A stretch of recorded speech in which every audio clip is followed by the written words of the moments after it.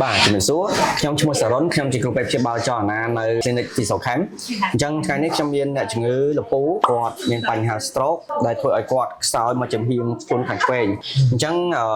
គាត់បានការជំងឺ stroke នេះដូចជានៅក្នុងកំឡុងពេលខែចូលឆ្នាំហើយបន្ទាប់ពីគាត់បានមើល Facebook ឃើញកន្លែងយើងមកគាត់ក៏បានជ្រើសរើសកន្លែងទីសុខខេមនេះដើម្បីព្យាបាលដើមឡើយគឺគាត់បានអញ្ជើញមកទីសុខខេមនេះគឺគាត់ស្នាក់នៅទេមានថាគាត់អញ្ជើញមកទទួលសេវាកម្មក្នុងការស្នាក់នៅក៏បានទៅមកទេដោយសារអីដោយសារគាត់គិតថាទី1គឺនៅនេះមានដុកទ័រមាននៅការថែទាំនិងសេវាយើងមានគ្រប់សពជូនគាត់តែម្ដងបន្ទាប់ពីគាត់ជ្រើសរើសយកការព្យាបាលការថែទាំនិងការស្នាក់នៅទីសុខខេមនេះចំនួន10ដងរួចមកឃើញថាគាត់អាចមានឯករាជ្យ